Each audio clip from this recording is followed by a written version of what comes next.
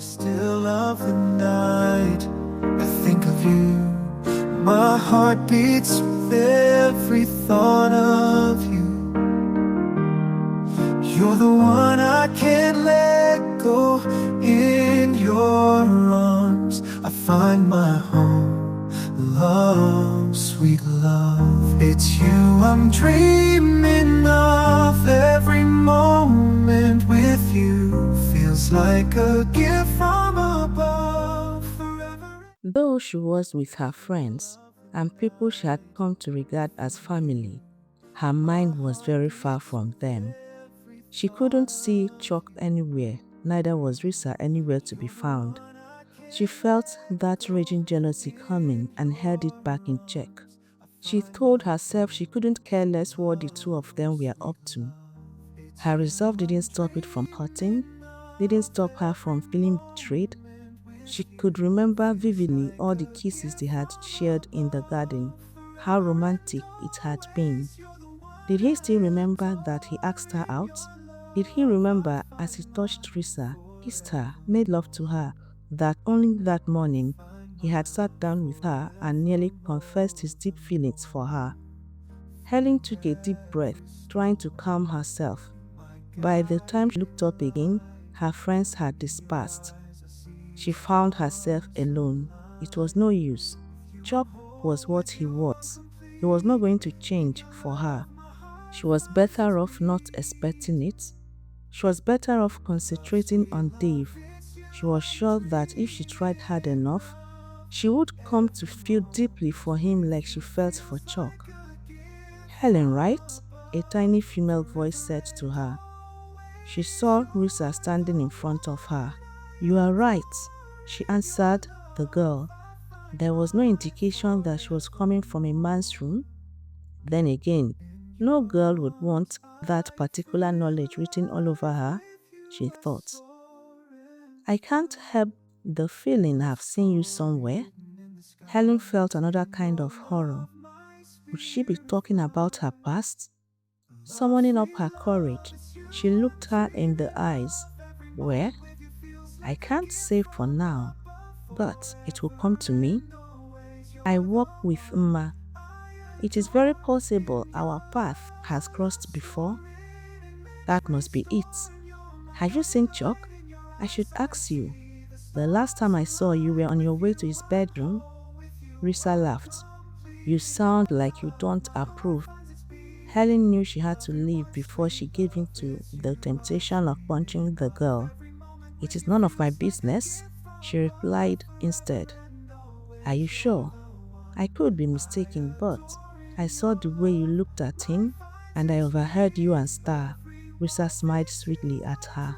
Helen smiled back, linking her hands behind her and holding on tight. She didn't trust herself not to give in to her desire and bitch slap her silly. So I came to warn you. I am back, and I mean to have him again, and this time forever. Good luck to you then, you would need it. I thought I did. When it looked like I was up against her, she laughed, giving her a look that said she was no competition at all. However she did it, Helen couldn't say, but she held on to her temper and tried to turn away from her. Someone called to her. She saw Dave coming towards them. Then she realized there was some justice in the world after all. The beauty queen made her feel ugly and awkward, but here was Dave smiling at her and didn't even spare the beauty queen a glance. Dave hugged her, and before she could stop him, he kissed her. I have missed you. The kiss was nothing compared to Chuck's, but it made up for all it lacked when she saw the beauty queen's mouth hanging open. Who is your friend? Dave asked finally. But you should know her, Risa Brown. We've been on a couple of runways together. Dave Ola, Billionaire supermodel? Dave smiled. I am sorry I can't say the same for you. I meet a lot of models. Their faces hardly register. Good to see you though. Helen could have kissed him again for the look on Miss Beautiful's face. Come there, walk with me. And so they left her standing. With Helen feeling elated, her pride restored just like that. "Thank you," she said to him. "I know her. She loves being the most beautiful girl in every gathering. I don't like people who make others feel bad about themselves. I knew she was up to no good when I saw the two of you together. I almost love you right now." Helen laughed as she followed him out, on his way to claim his woman. He was luckily saved from himself by Stanley, who walked up to him. "Hey, man." "Hey," Chuck replied easily. He had forgotten about Stanley and the apology he owed him. "I was wrong. You and Helen are adults and can do whatever you want. You beat me to it. I overreacted, and I can't say why. I would overreact too if my friends tried to have my head for sleeping with a woman. Do you have feelings for her?" "For who?" "Helen." It had just dawned on him. It wasn't all his friends who wanted to have his head for sharing a bed with Helen. Only Stanley. Could it be he feels something for her?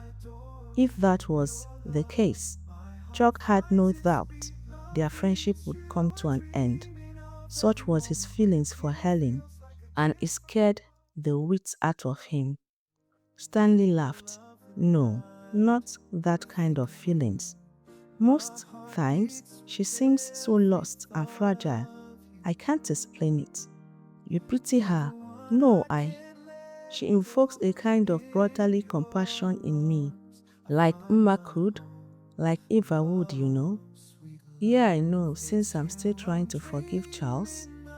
Chuck couldn't help watching her as she talked with Risa, and couldn't help but wonder what they were talking about. If he knew Risa well, she would be regaling Helen with tall tales of their afternoon together. He cringed inside. He should do something before Risa damaged any chances he had with Helen. Then he stopped. Since when did he start caring so much for women to the point of being afraid they would turn him down? He wasn't going to beg her. There were thousands of other women who would give their right hand to be with him, so it did not matter if one wasn't interested in him. "You are right, you know." "About what?" "I will hurt her. It is in me. I am my mother's son." "I don't think so." "Chuck, your mother is a sick monster. You are nothing like her. The rate I go through women, it is in the genes. We've all done things we are not proud of. And about women, I can't rightly condemn you. I was right behind you going through them." They laughed. Chuck looked at her again, only to see Dave walking towards her, and it felt like somebody punched his guts. He watched with increasing fury as she hugged him, and before he knew it, he kissed her. His fury knew no bounds as he took a step towards her. "Look at it like this. He is her boyfriend, and you are the guy making her think of leaving him. What is that supposed to mean? Don't go there and bloody his face like you want to. She won't thank you for it." Chuck stepped back. "You really care for her," Stanley said in awe, "and it sucks. Give it time. Show her why she should leave him for you." "I couldn't care less. I don't do relationships. I can't possibly ask her to leave him when I am offering nothing more in return." He strode out. Stanley stood there and watched his friend hurting, and he didn't pity him. Rather, he was happy for him. It was high time he fell in love, even if it was just this once. He saw IJ coming towards him, and he wondered again what his friends knew that he didn't. He swore he was going to find out. Helen was feeling acutely disappointed that Chuck was nowhere to be found, and that he missed all that she wanted to show him. How was she supposed to make him jealous if he was not there to see it?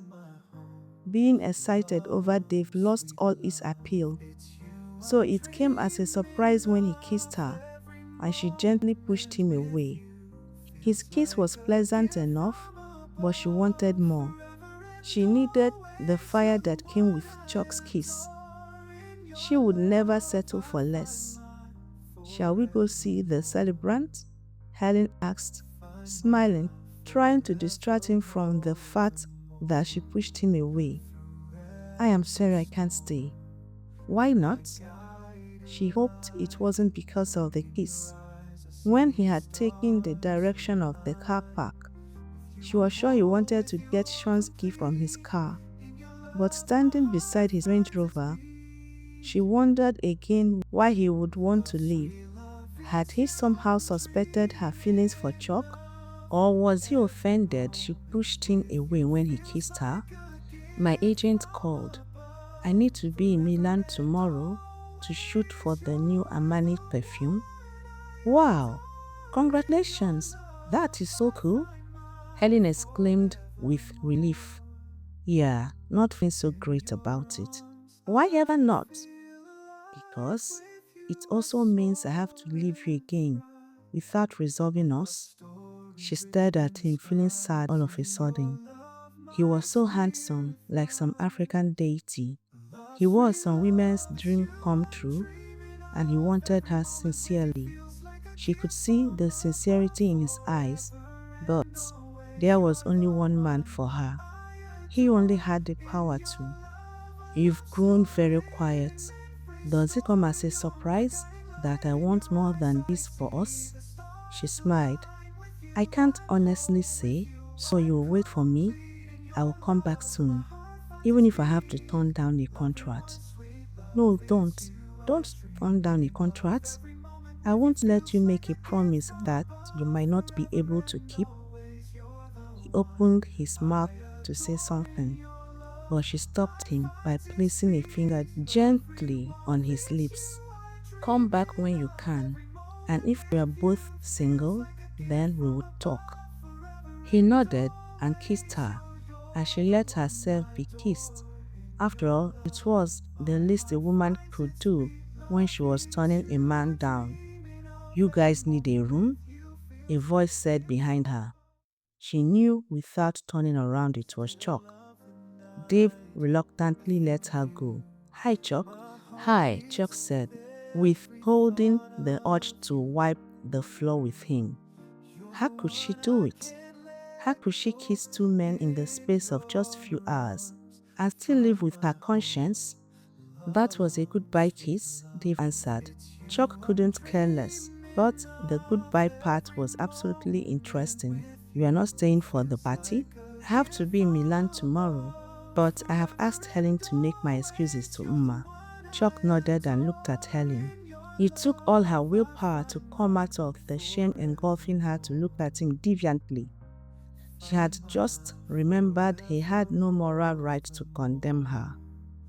She wasn't the one who had two women in her room after kissing another silly and giving her hope. "Safe journey," Chuck smiled. Dave smiled back. He kissed Helen's forehead and got into his car and drove off. They watched him drive away and then turned to each other. "You don't have any moral right to judge me. I am better than you will ever be any day." "I see, but I wasn't the one who kissed two men in a couple of hours.